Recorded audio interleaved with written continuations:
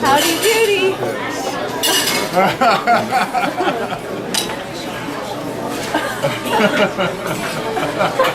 I didn't know it. We didn't tell a soul. That is awesome.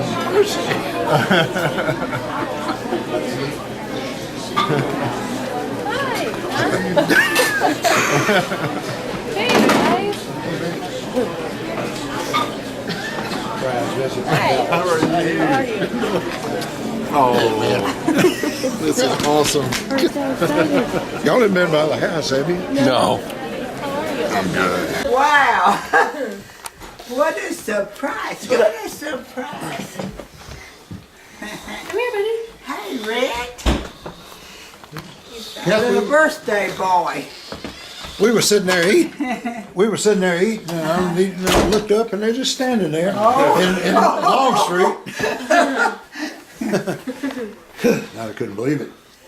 Can't believe it. Can you say hi? Did everybody sing happy birthday to you? I'm older when I see you. They say happy birthday to you. You're this many years old. Say two. The big old two.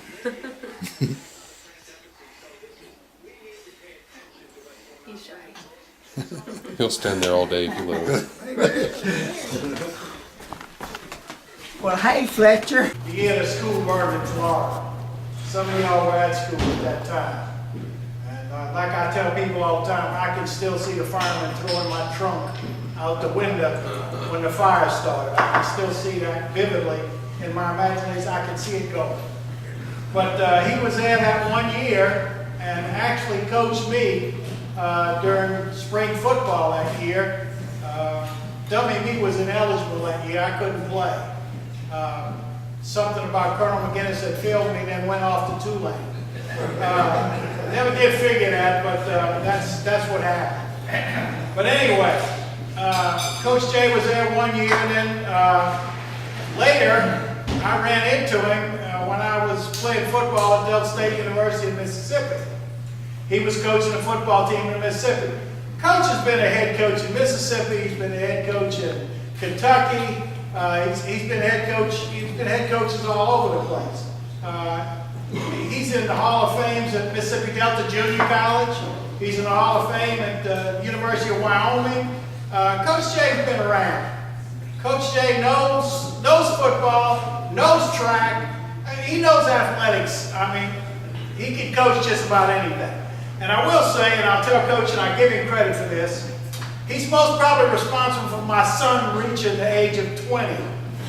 Because when Richard played for me, Coach came to me when he was a freshman and said, Coach, let me coach Richard, you coach the rest of the boys. He says, you've got to get off his back. So, Richard, he's most probably responsible for Richard growing up. Because he most probably wouldn't have made it if it had been me. Coaching, he was the head track coach at Riverside with a record of 97 wins, 10 losses, and two ties.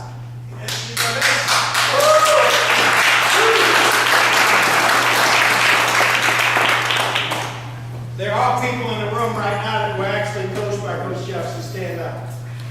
You were actually coached by Coach Jefferson. Stand up. Lopez, Creech, and Kirk Morris. So Kirk Morris and E.T. and all played, and Creech, all played on the football team in the 80s with my son and Chris Lancaster. Bringing up Chris Lancaster. Coach has coached 4 people that are in the Riverside Sports Hall of Fame. He coached me. He coached Chris Lancaster. He coached Jim Bright, who was a cross-country runner that held records at Riverside, still does, I believe, and also held records at Louisville in track. And then Chris Lancaster, and then Rocky Lance. Rocky Lance was put in the Sports Hall of Fame for being an athlete. He was a great wrestler when he was at Riverside, great football player, and he also did a great job in track. But he actually qualified for the Olympics in weightlifting, and he qualified for the Olympics in bobsled of all things. So he did a little bit of everything. Before I do anything else, I want to read this letter. Coach Jefferson, Hall of Fame induction. As a proud member of Riverside Sports Hall of Fame, it gives me great pleasure not only to work with Coach Jefferson, but to honor him for his years of service at Riverside as one of the most influential coaches in all Riverside years. I was truly blessed in 1979, as a seventh grader, to not only have Coach as a hall officer and a science teacher, but most important to have him as a father figure for the next 6 years while I attended Riverside.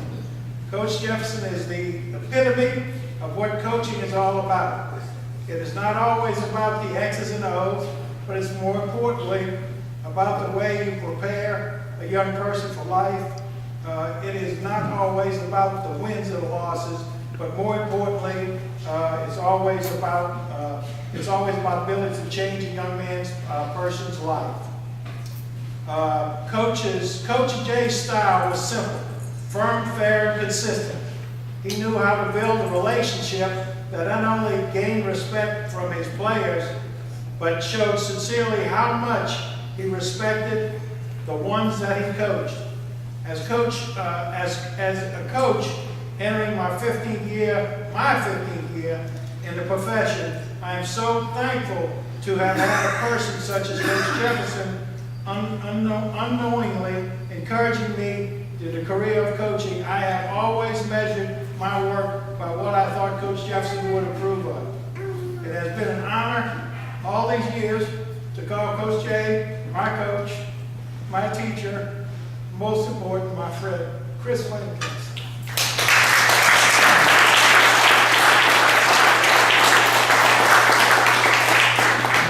Kirk Morris, who played on that team, at homecoming this year, Colonel Nichols and I got some football jerseys with Blue Devil on them. So one of the first things I want to give Coach J is a Blue Devil jersey with number 51.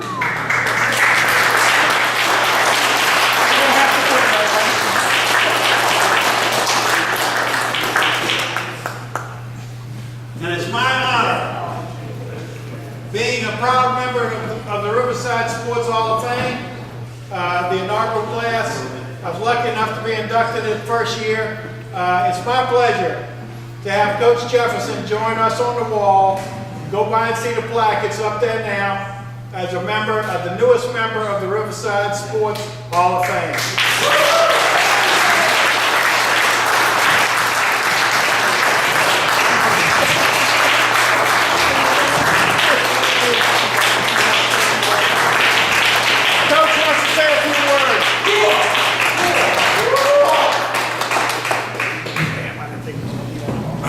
Let me tell you what kind of day I had. My grandson Brian, my dear former Campbellsville College player, and my son Randy, who very familiar with Riverside. He stayed with us off and on when he was in college at Ole Miss. You went to Ole Miss, right? Ole Miss. Not State. But anyway, he knows a lot of people in the room, and I hope he got to speak to everybody. Anyway, they planned to come down.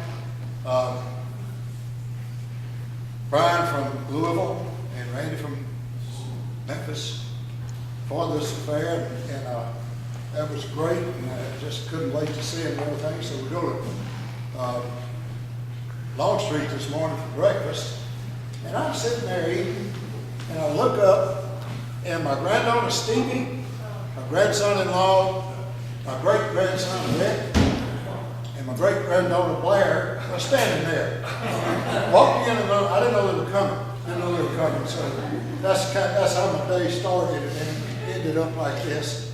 And Coach, I can't know anybody live up to what you just said, but I appreciate that so much. You don't know. And he's one of the first people I came in contact with as a coach in 1958, and he's also the best pulling guard I ever coached. And is in this Hall of Fame, and also Rocky Lance was here this afternoon.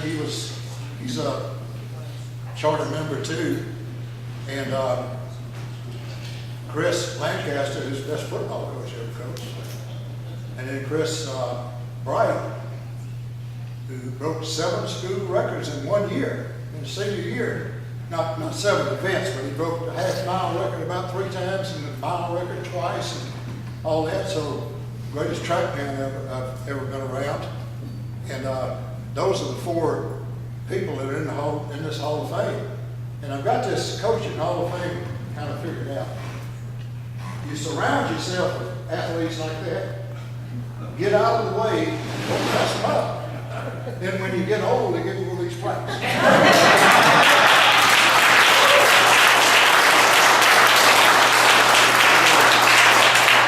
As if it had anything to do with it, with how good they were, but I can't tell you how much I appreciate it.